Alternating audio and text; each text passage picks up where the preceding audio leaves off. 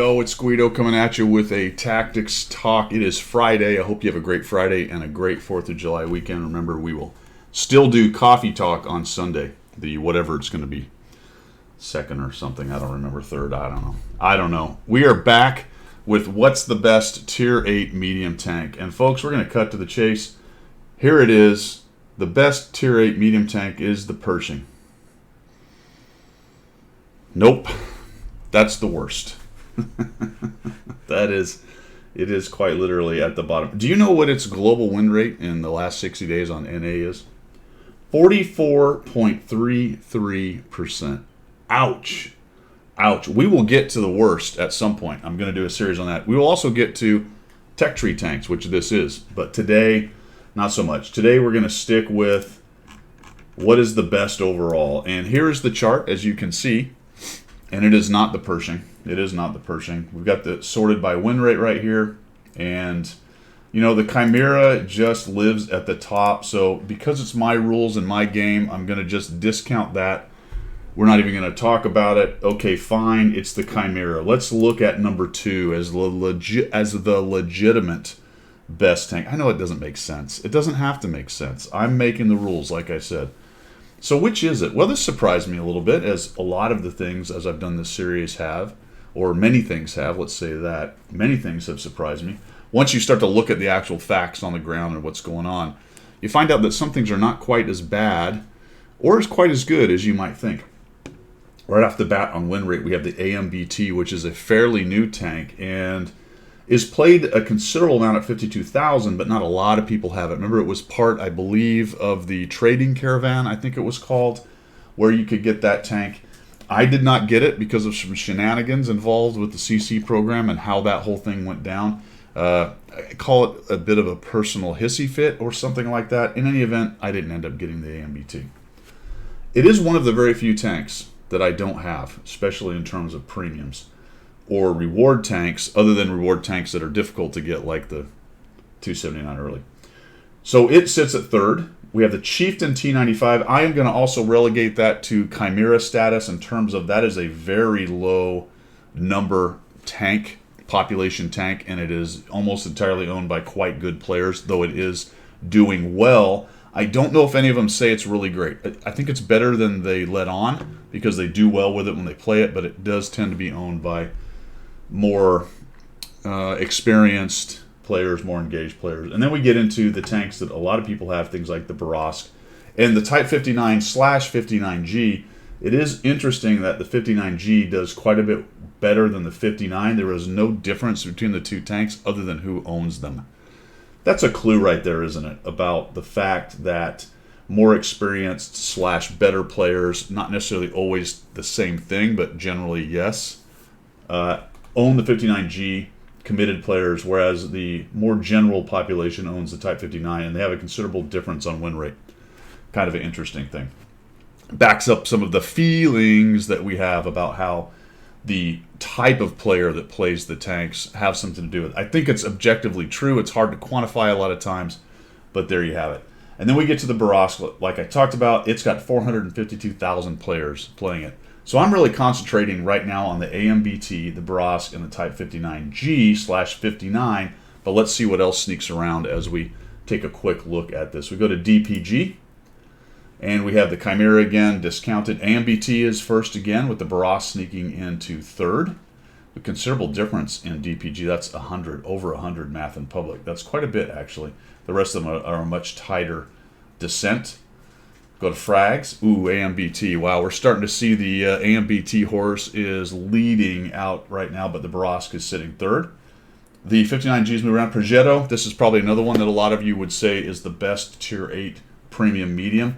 Also under the strength of played by a lot of people and owned by a lot of people, so you can't discount that this tank overperforms despite being owned by every class of player. It's classism. Every skill level of player.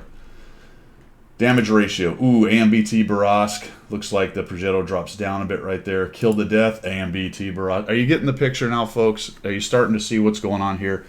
It's definitely AMBT and Borovsk action in the best tank at Tier 8 medium, not necessarily premium. With survival, it The 122 TM jumps up, and then that AMBT, which is actually kind of a Progetto with better armor at the end of the day, a little bit slower, drops down to third. The first time it drops out of the second place from following the Chimera around, and the 122 TM with that nice turret capability sneaks in there. And then if we go to spots, gets a little different here because the Borovsk is known as a pretty good medium kind of scout, and we got the 59G, and really the AMBT is a relatively slow medium, is just really out of sight. I don't even know where it lives in this situation. Is it that far down? Goodness gracious, I can't even find it. It's so far down I can't find it. Maybe it's right in front of me. I don't know. It doesn't matter because we're not really using spots, are we? No, we are not.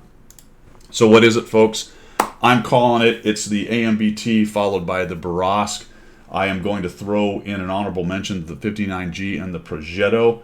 Clearly, let's go ahead and do it by battles because this tells a story as well. Borovsk, Progetto, there's that Type 59. Add on the 59G's numbers and it jumps up a little bit more. But these two are the most popular mediums. Clearly, over 400,000 on both of them played, and they're both very good. But the nod's going to the Borovsk, just the top end of that thing, and overall it is definitely an overperformer.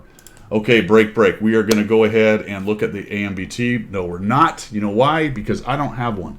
It's over on my Sheriff account. So I will show you how I played the AMBT. I believe you'll see also my layout as far as my equipment goes. Like I said, it is one of the few Tier 8 mediums, premium mediums, that I don't have. So I had to go to my Sheriff account to play it. So unfortunately, you're talking about a full crew with every skill, all the advantages. I might have even put some purple equipment on it. I don't remember. Also, you're going to get my second battle, not my first. The first one was the first time I ever played the AMBT, and it was complete potato. Second game was better, not amazing. You'll see that one. What we're going to do here then is we're probably going to just stop, and we'll go play the AMBT, and then I'm going to stop the recording, and then I'm going to restart it as if you get the picture. Hold on. Well, all right, I lied just a little bit. I thought I actually had this one done, but I don't, so we've got to do it now. And I don't have my equipment because I don't have the... I didn't bother to do the field mod. So, all right, here we go. We are here on Himmel's Siegfried line. First battle was horrible, like I said. This is a all Tier 8 battle, so a pretty good deal for the AMBT. It's got a 3-shot auto reloader, so it is Progetto-like in that aspect. So it is not an auto loader, but an auto reloader. It does take a longer time, as I believe, for the full reload. We are sitting at, and again, I'm saying this because I don't know that much about this tank, 360 alpha, which is pretty nice. I am running Coke on this tank. Oh, we're getting a little bit salty right here with this guy. I just want to go by, bro. The problem is I didn't want him cutting me off to where I couldn't get up here because I want to go into this area here. There we go. Get a little clip on the M3Y, and we're going to run into my favorite spot on this map. Can get YOLO'd at time. I totally missed the ELC. Wasn't showing you what I was doing with my camera. I actually looked at him late, and he got away right there. But he gets nuked. That's really good. Now, a scout isn't super powerful on this map, but it is always nice to get rid of guys that are going to be really good towards the end of the game. And I'm really hoping this Tiger 2 is going to come back around the corner right here. I don't remember what the intro clip on this is. I think it's relatively long. We're going to find out here real quick. The mod 1's behind the rubble pile on the side road right there. Go and hold down, and then I see the Tiger 2. I'm watching his little icon come back, so I'm expecting to get a little bit of this right here. Tried to track him, didn't work. One more shot into the back. Now we're going to back out. You don't really have to hit reload right. It's an auto reloader, so there's no decision to make as far as hitting C, but there are decisions to make in how many shots you take. So I didn't have it. I would have taken a third one in that case if I had it, because I have an easy way to go back and hide and get out of the way. But that is something you want to think about, especially when you're working corners. Do I really want to sit out and expose myself for those 2 shots?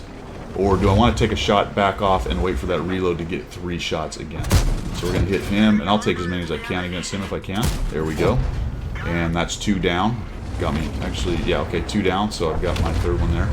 The Borovsk is sort of looking at me. I'm just going to take a poke at him and back out around this corner. So we've already kind of cranked up to 1,470 damage. We got a Charioteer and even 90 out. I've got 1 kill. I watched the Progetto go. I sort of considered supporting him there, but it's too early. Too early, folks. This map, this position is going to make you feel like you can do what these guys are doing. Actually, it turns out it works out for them because the enemy team starts to get rolled up. But just watch what happens. Watch what happens here. We got the Progetto goes in and abuses the T-54, knocks him down. That's what autoloader / reloaders do. The other two guys follow in and crush his help, and now we got a nice advantage. And at this point, it's just working the edges of this fight. Got the Emil right here. The thing about this thing's gun and the Emil's turret. The Emil's turret is not as strong as you think it is. I'm having a little bit of an issue kind of getting a shot on this guy. I'm trying to bait a shot for once. Bad shot. I shoot up in the upper part of his hole and track there. That time it goes into his corner. He gets one on me. I think the armor, actually, I said Artie. I think the armor holds up there maybe. Yeah, I got 640 bounce so far. Now my buddies are behind him, and it's just putting pressure on them now. But this is that auto reloader action where you just keep getting shots. He misses. For a wonder, I actually baited that a little bit. Kind of poked out and came back. He wasn't able to get me. Got the IS-3 hanging out here on the back side. And I'm going to go ahead and shift around here. I'm going to come out with the other guys that are on this corner. I have plenty of hit points, so I'm going to come over here and kind of try to tank some of these shots. I'm also waiting for the reload, right? I've still got 8 seconds, 7 seconds. So I'd really like to come around this with 2 shots. The calculus here, though, is interesting. I'm going to actually react to a guy charging in. Before I saw the Lanson coming in, the question is, how long do I wait for my 2 shots? And are these guys going to kill it before I get any hit points? So do I just pop out, take my 1 shot, realizing I'm not going to get anything else? Do I wait for my reload and maybe they put so much damage on it, there's not much damage left to get? Those are the things you're going to have to think about when you're winning and you have the luxury to do so. But the Lanson sort of called me on that, I guess, pushed me a bit. I'm going to try to thump him so he doesn't get in behind and cause me problems. Defender double taps him. And I'm back to reloading my ammo again because I think I wasn't quite reloaded to 2 shots, which is a bummer. So it's just taking a while to get reloaded here. He dies anyway. Unable to get anything else. I got 2,996. And now we're just coming up here to clean up on aisle 2, and I'm going to go look for easy shots on these guys. I think I get snapped, as I recall, pretty handily by this 1,000. Okay, maybe get a shot on him. There we go. So we kill him off again. Maybe a bit of a mistake there. I did switch over that time to the regular APCR because I only had 1. So I would have spent time reloading 1 and gone right back to the first one again, which I suppose I'm going to end up doing right now anyway, right? Plus I didn't get the shot. The Lynx dies to somebody else. 3,013 damage, 960 bounce, 845. I will say that this plays a bit like a pocket heavy at times, depending on the lineup you're against. And the lineup we were against was not particularly heavy. IS-3 and Tiger 2 definitely are, but a lot of other lighter stuff. So I had a reasonable expectation that this decent turret would get me some bounces along the way, and I did bounce a little bit at 960. So just it is comfortable to some extent fighting in season. I think that's why this thing is as high as it is. The auto reloader with a significant burst capability, okay-ish mobility overall, and a good turret with good depression, and even some decent hull armor. It's a bit of the whole package, whereas the Progetto is just the very zippy, get your gun around the game a lot with the auto reloader. This thing is a little bit more of a heavy hitter with a little bit of armor and is giving up some of that mobility. But overall, because of the way the maps are designed, this thing gets the nod, in my opinion, in randoms. So there you go, and we'll go ahead and show you the results and move on to the Borovsk.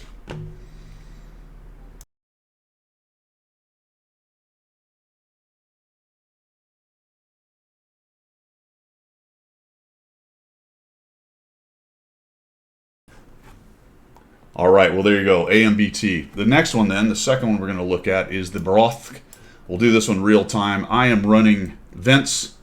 I have the second spot, and I do have my field mods finished on this, although I'm not using any field mods other than this extra special bonus slot right here. I do have optics in it with the scout selected, or the scout bonus selected. I'm running a CVS, and I'm running optical calibration. I have food, so this is pretty try-hard right here with a good amount of gold ammo. I do have a second setup because that's a very vision-oriented kind of thing, and this is more the combat-oriented with vents. I have an IA and a vert stab on there just for gunnery. I am running food here, although I don't have a directive on the second one.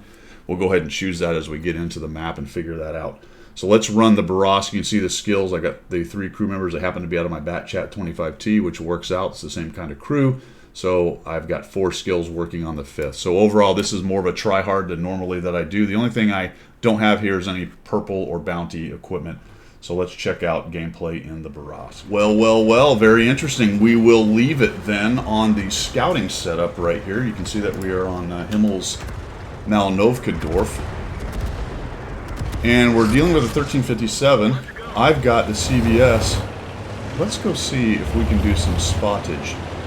Although it looks like the E25 may go there, so I might bail out of that. Alright, let's bail out of... Excuse me, let's bail out of that. Hiccup right there. We'll let the E25 go in there and do his spotting action. I'm going to fade away a little bit. Here we go, 1357 is lit. Ooh. Well, you gotta like that. Looks like the old Borås gun worked out for me. Gonna head on up here. There is another enemy Borås. Let's go over here and just kind of take a peek in this area and see if we can't sneakify up on somebody here. There we go. Okay, there found that guy.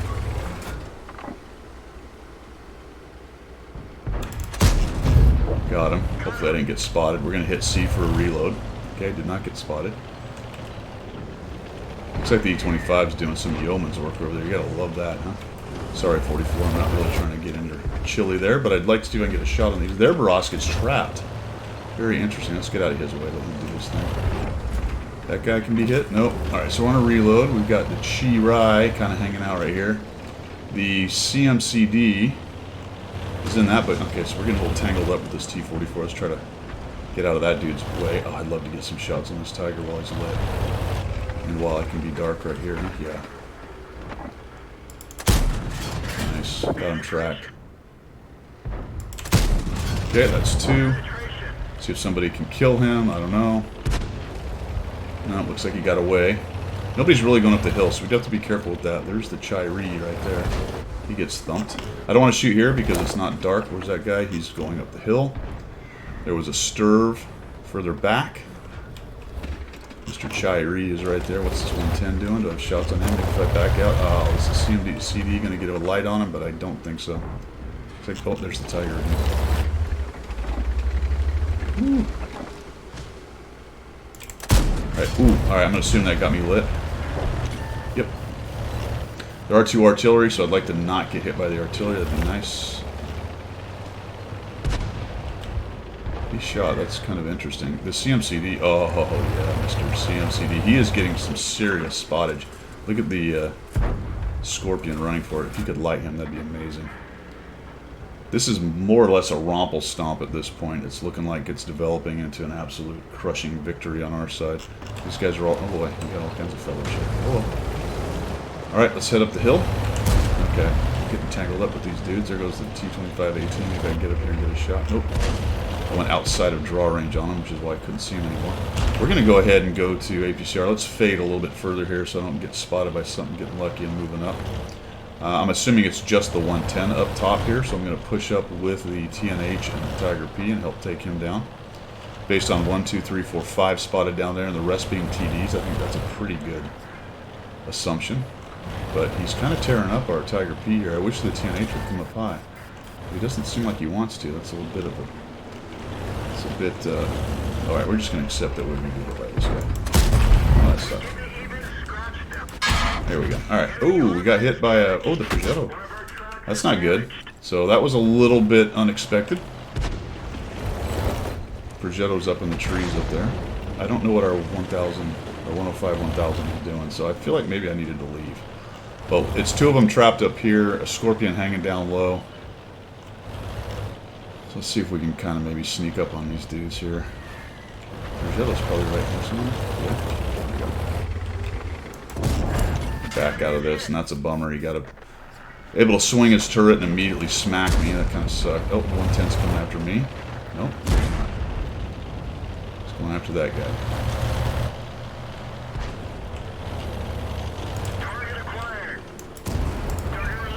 Okay. I think this Progetto... Yeah, he's going to come right after me. Oh, nope, he decided to go away from me. He's going to go after the Tiger P. That's going to give me time to reload. I'm a one-shot to him if he high rolls. He's not going to get away from the Tiger P, probably. Oh, he's coming after me. Okay, Tiger P. Oh, Sturf killed him. Outstanding. All right, 2,303 damage, 320 assist. Didn't really get into much of a groove. I mean, we moved around and got some shots. We got a kill, but that enemy team just disintegrated. To some extent, you're able to see the mobility. I don't think the view range helped me much. Everybody else was doing the spotting. I only got 300 assists on that whole game right there. Frankly, I may have been better off with the gun handling stuff based on what I know about that particular game, but that's all hindsight stuff. So 2,303, 9 shots, 8 hits, 7. I find this tank, even though supposedly it doesn't have great dispersion, does better than you would think. With this setup, I am sitting at 0.37, which is not great. Let's go over to the other setup and see we get it down to 0.35, which that's the difference on the IA. Obviously, some of the soft stat stuff will be helped by the vertical stab right there if you're running kind of a combat setup. This is one of those tanks in this game where different setups will absolutely help it. I would have some kind of vision control scout setup, and I would have some kind of combat setup for the Borovsk. I wouldn't say that about every tank in the game, but definitely this one. Some people might lean that way with every tank, trying to specialize, but definitely with the Borovsk because of its strengths. So there you have it, folks. That's my take on it. I'm calling it for the AMBT with a close second to the Borovsk. Some of you may argue the Borovsk based on how many people play it. That would be hard for me to argue back too much. The AMBT is just doing so much better in the numbers that it seems a stronger overall tank despite not being played as much.